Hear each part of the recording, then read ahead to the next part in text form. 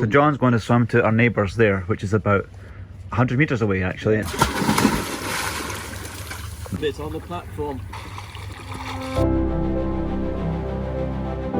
So John swam over to that boat there, but then they decided to swim back over here. So, welcome to the boat, Peter. Good morning. Good morgen. Guten Morgen aus Kroatien. Exactly. Das Wasser ist erfrischend, die Luft ist kalt. Yes. Die Sonne scheint in the Bay of Rogac. Some new neighbours today, the Angelina. I think I'm breaking some health and safety rules on the washing of dishes here, but I don't exactly know what they are. But you have basically a pot-sized sink, and I'm using the cooker to dry stuff on. I heard that you can actually put dishes in a net and drag them at the back of the boat to clean them, but I've yet to try that.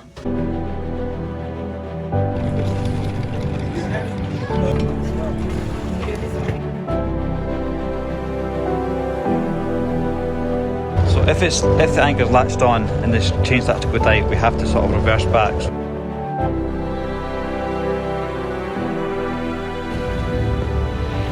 Won't be long now before we reach Split.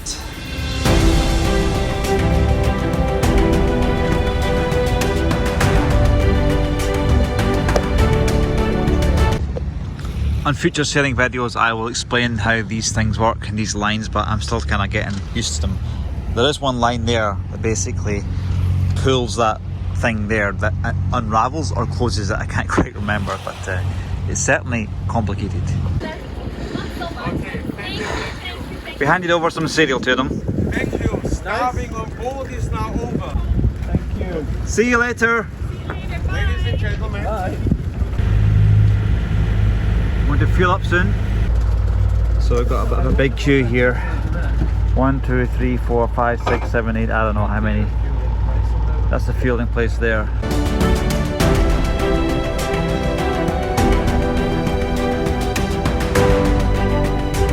So we've made a contact with this guy.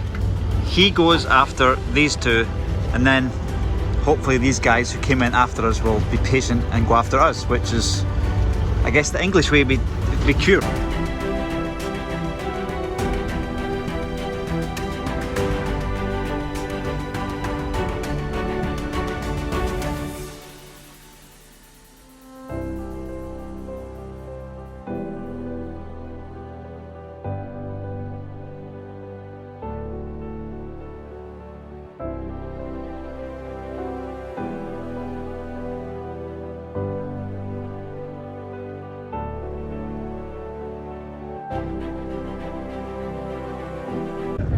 So we're about 20 minutes in. It's actually going faster than I thought. People at the cafe must not like looking at us suffering here while we fuel up. We need to watch out for this anchor here. Sometimes the wind sort of pushes you, so you have to sort of constantly monitoring it. It's quite tiring for the captain.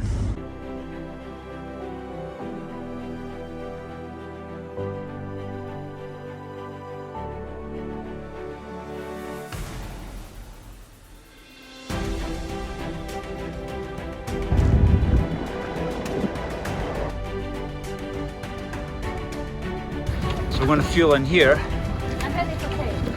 and actually it was an successful operation. I actually managed to get I actually managed to throw both the coils over the Uvala there, but the guy didn't actually need me to do that because he actually just put it there manually. I just put it on the cleats there, and then we also tied down there, and lots of fenders here. That's it, we're full. Phone.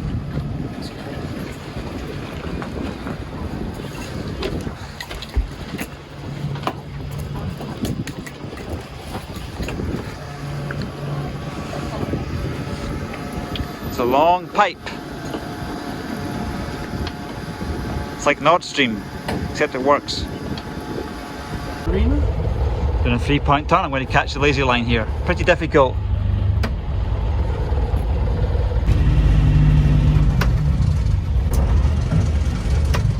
So we have to go back a little bit more because we need some speed because we got a little bit of a headwind. So we need to sort of skid in there and then go to the right like that. These guys.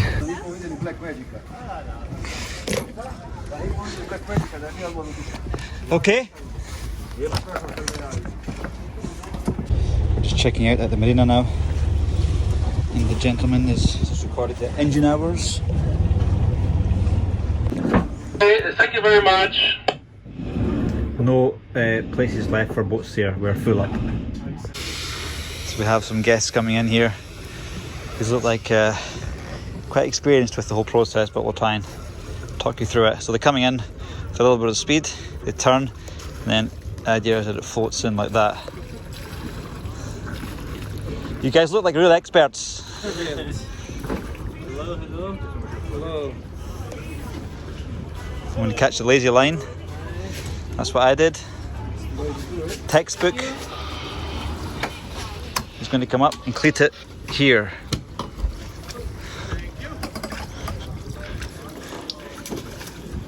Our one was basically, they didn't have such a long thick bit there, so it was really hard to pull it up tight. So he basically push it in the end there, and then he pull it up tight from that angle. So he's going to pull it and it's going to drag the boat this way.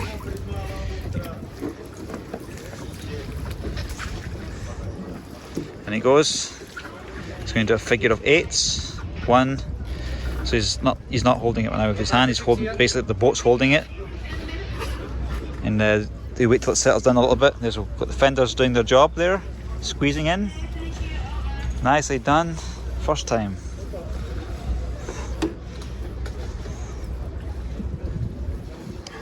Fresh. So basically they wait, it's easier for them to stack the boats like that, like dominoes. He parked that like he'd park a Fiesta. I think I had like 5 attempts. We met some fellow Austrians here as well, which is good. Hello, hello. We're not Austrian, obviously, but we live in Austria. Yeah, but we don't speak Austrian yet. No, Yeah. but we can teach you. No problem about that. Are you all from Austria? It's motivation. Would you like a beer?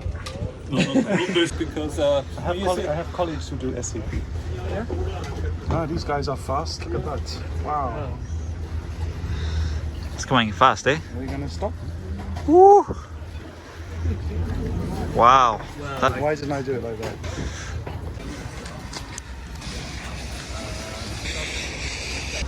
that's where you use for loading the boats.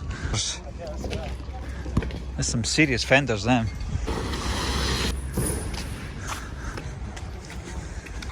So when you buy a boat, a lot of your money is going to maintenance. There's some fig tree, figs on the beach, or figs on the dock. So that's pretty cool, a jet ski on a boat, but I don't know how you get a jet ski from the boat onto the water like that. There's some even larger fenders there. Matching colours.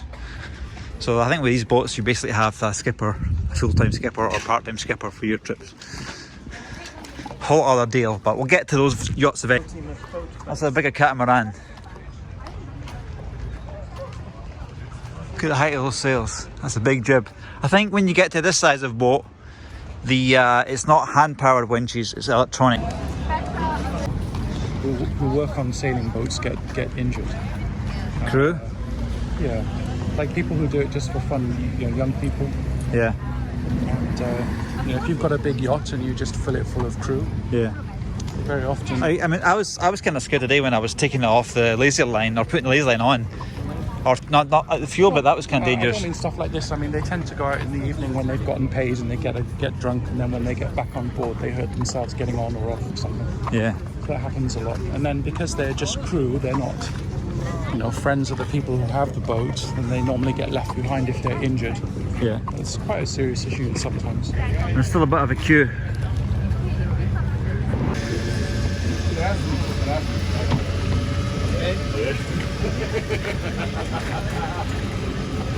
Adventure continues.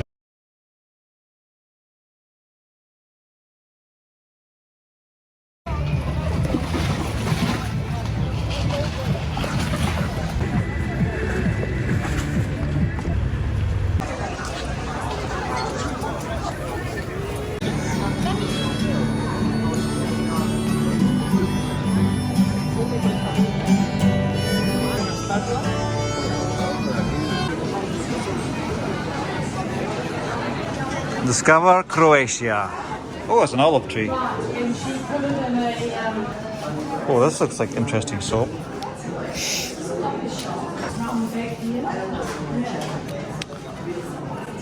I guess I need to buy that one, right?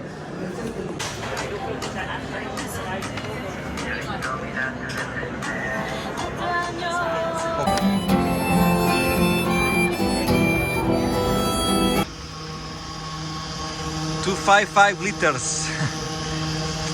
2,000 kuna. If you need weight to keep your crane down, you can always use 1, 2, 3, 4.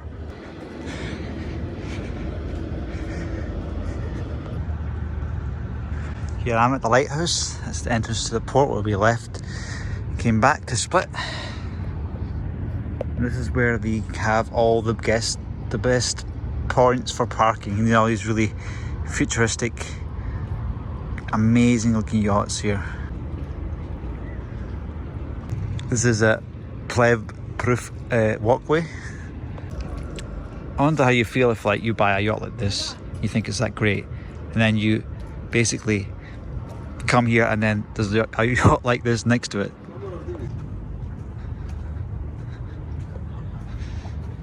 Orlando. I actually like this one the best. It's got the kind of most futuristic type look to it, I think. It's kind of sort of fish-shaped pieces there. I think when you get to have a ship that big though at the end here, it's kind of almost like a ferry. I think you lose a bit of that feel of this being in a little boat. I think that's my ideal size there. No matter how big all these ships are, they all require the same basic essentials: water and power. So you're always going to be dependent on supplies like that. So in a Mad Max scenario, I would rather have a sailboat, because these basically would be hunks of rust if there was no fuel. So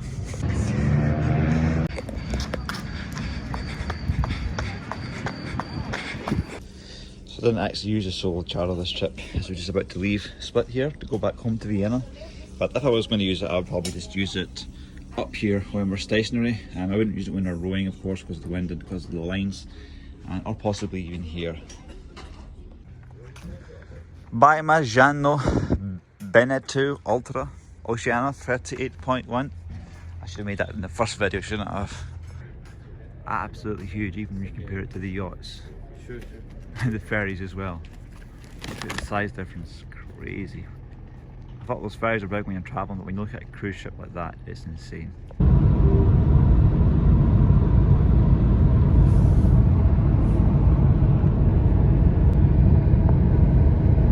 Stop for a little break here.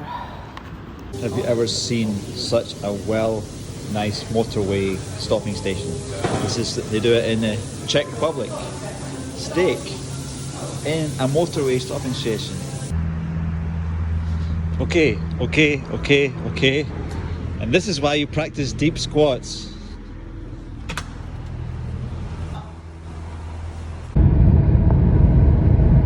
Thanks very much for watching this series of videos on sailing. I really enjoyed it, and also liked the editing process and just the storytelling thing as well. So hopefully we'll get some more vlogs like that soon. Keep watching. Bye bye.